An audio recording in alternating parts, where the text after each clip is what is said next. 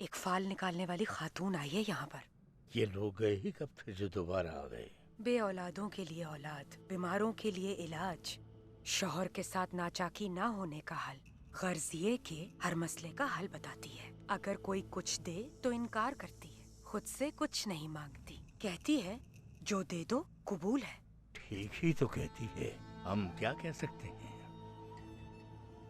ہاں یہ تو ایسا ہی ہے کہ وہ جھوٹ پر یقین دلا دیتے ہیں اور ہم حقیقت پر یقین نہیں دلا پاتے۔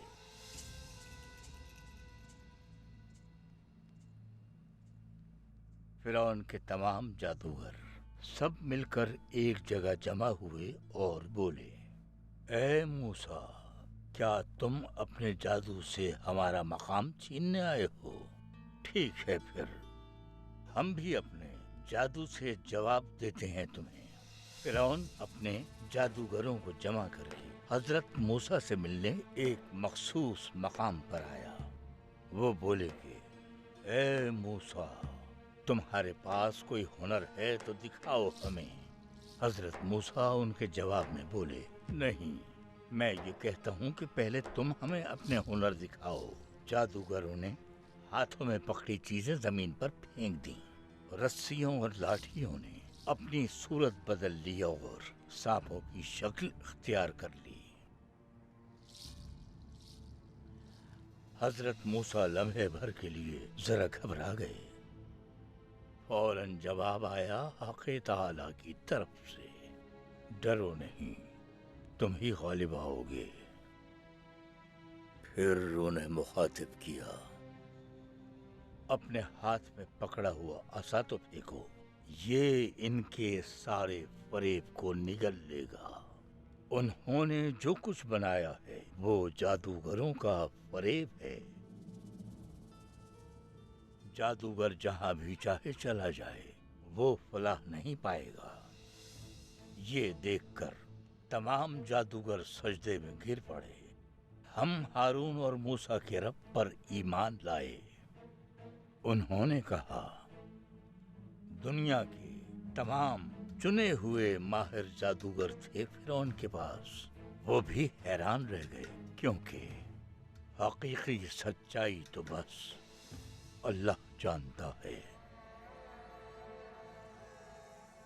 اور جب تم یہ سوچتے ہو کہ تم موسیٰ بن گئے ہو اور تم فرعون، حقیقت میں بنانے والا اور مارنے والا وہی ہے، تو پھر کیوں یہ خود سر جادوگر فرعون، ہاروت اور ماروت سے یہ جادو سیکھنے والے بابلی، حال بتانے والے ایک ہی درجے پر کیوں ہیں؟ کیونکہ توبہ کے دروازے پر یہ کبھی نہیں جاتے۔ وجہ واضح ہے، حقیقی سچائی تو صرف اللہ ہی جانتا ہے، بس۔ اسی لیے ہر انجام کا علم اسی کو ہے، غیب کا جاننا اسی کا کام ہے۔ بارش برسانے والا اور روکنے والا وہی ہے، زمانے کا اور بارش کا مالک وہی ہے۔ اس کی ہمسر کوئی ذات کائنات میں نہیں۔ جو کہتے ہیں کہ ہے وہ وحدت کا انکار کرتے ہیں۔ تو پھر تم جس میاں بیوی کو جدا کرنے کی بات کرتے ہو، ان کی آخری سانس تک کیا ہوگا تم جانتے ہو کیا؟ تم جس محبوب سے ملن کی بات کرتے ہو، اس کی آخری سانس تک کا حال جانتے ہو؟ نہیں جان سکتے، چونکہ حقیقی سچائی صرف اور صرف اللہ جانتا ہے۔ میں بھی جانتا ہوں کہنے والے محض مشکل حل کرنے کی کوشش کرتے ہیں، وحدت کا انکار، یکتائی کو جھٹلانا، راہ روکنے والے لٹیروں کی مثل، گھروں میں گھسنے والے ڈاکوؤں کی طرف، پیچھے پڑ جانے والوں کی طرح، ظلم کرنے والوں کی طرح۔ شکست کئی قسم کی ہوتی ہے، فقہ میں ہر عمل کا حکم اور جزا درج ہے شریعت کے مطابق.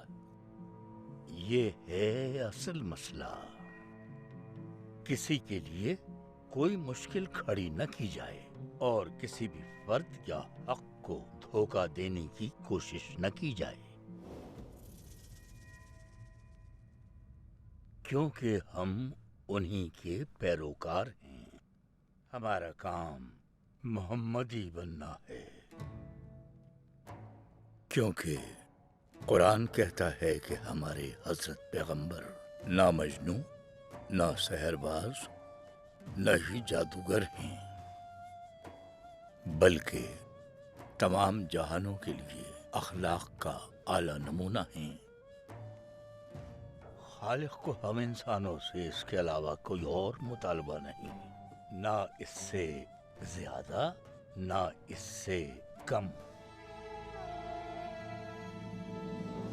انسان کی حیثیت سے ان کی خداداد جبلی صفات اپناتے ہوئے انہی کی طرح منکسر، بادب، متواضع، طرز عمل، طرز گفتگو اپنانے، دوسروں سے ہمدردی کرتے ہوئے انہیں اذیت سے بچانے کا طریقہ جان کر ہی ہم انسان بن سکتے ہیں.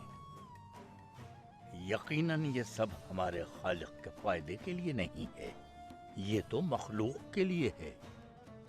نیک لوگ ہی سکون پا سکتے ہیں، مطمئن ہوتے ہیں.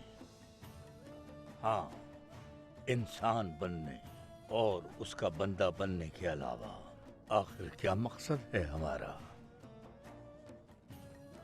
لہذا نہ سحر نہ کرامت، بنیادی مسئلہ یہی ہے. سمجھو تو سحر بھی یہی ہے اور کرامت بھی.